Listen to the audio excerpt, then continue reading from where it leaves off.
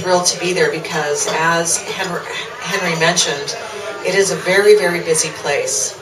It is a very vital place. It is a place that's been there serving the community for the last 20 years. And it is a place that provides not only food, but also provides community. How many of you have ever found yourself suddenly in need, even though you had a job, your family was fine, but you suddenly found yourself in need of assistance? How many of you have ever had that happen? Of any sort. Okay, and now this one is a response question.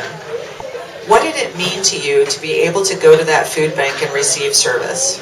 So David, can I pick on you to answer that question? It was really, when we were younger, it meant a lot because there wasn't a lot of food on our table, but just the welcoming atmosphere of the staff there and the availability of food with no judgment, I think was very important. But I also volunteered in a number of food banks, and I was able to be on the other side in terms of giving out the food to people and understanding what they're going through without making them feel like they were asking for a handout. So I think that was very important too. Relationships matter. So David's story is not uncommon, that people find their way to the food bank because they have a need, but they come back to the food bank and they volunteer because they were treated so well there. They were treated with dignity and respect. And that's really one of the important things that we value at the Rainier Valley Food Bank as well. But we also have big plans for our future. And we are going to share some information about where we're headed. We are going to build what's called a community food center in the Rainier Valley for the very first time.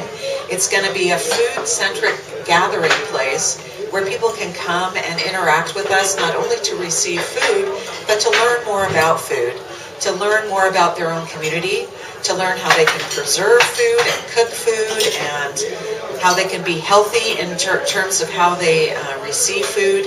And so we're very, very excited about that. And we're also excited because we feel that Rotary can become a really great partner to us in that endeavor. And what I mean by that is we really want to have a community space, like a community flexible space where we can open it up and community groups can come in and share themselves and share their stories and share their knowledge with other community members. And just imagine what that would look like if the Rotary wheel was at the entry point where you come into that space. So who are we though right now? The mission of the community, of the Rainier Valley Food Bank is to nourish with good food, to educate with knowledge, and to serve with compassion. We like to keep it simple. It really just encapsulates who we are as a staff, who we are as an agency, what we mean to the community, and how we want to continue to be in community with people. In terms of food distribution, this gives you a snapshot of our growth over time. We don't have 2019 listed on this chart, but if we did, the bar on the far right would be about a quarter larger than it is right now. As Henry mentioned, we are the busiest food bank in the city of Seattle.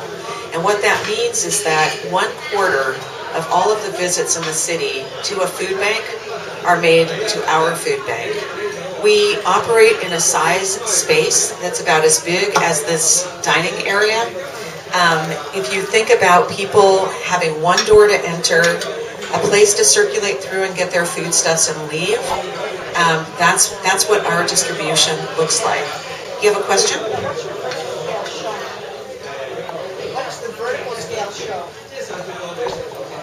The scale on this side is between 50,000 up to 300,000. So visits, these are visits. So annually, these are our annual visits to the food bank. We have several different methods of distributing food to people.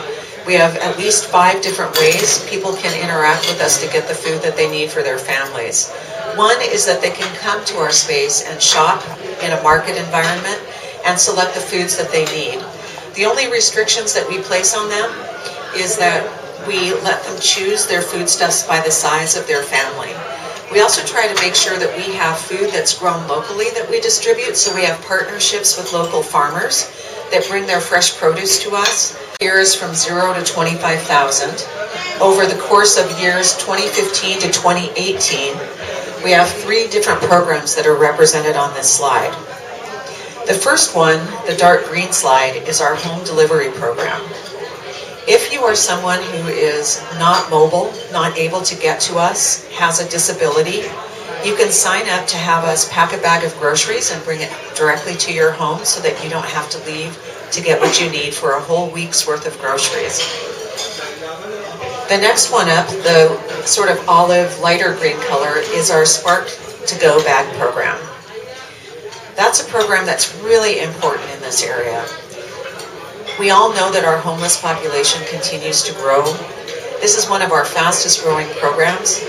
It provides a bag to go that's already prepared meals for people who don't have a kitchen to take the foodstuffs home for food preparation. They line up first thing in the morning. When we get there in the morning, we already have folks waiting to pick up this bag of food. And it tends to be the only meal that they have in that day. We do this distribution every day that we're open. People can just stop by and pick up a bag of food and take it home. It typically will have 2 main course type items, like a sandwich. It'll have a snack, it'll have fruit, and it'll have beverages. The last program is also the second fastest growing program that we have at Rainier Valley Food Bank, and that's our backpack program. We serve 10 schools in the Seattle Public Schools. The students in those schools who are on free and reduced lunch can sign up to have food delivery from us to their school. And instead of packing a bag in a backpack for just the student to take home for the weekend, we bring fresh produce, fresh items, all sorts of foodstuffs that people can prepare an entire meal from. And we have volunteers at these schools who pack those bags, and they take enough food home for their entire family. We're the only backpack program in the city that has a model that serves the entire family versus just serving a student.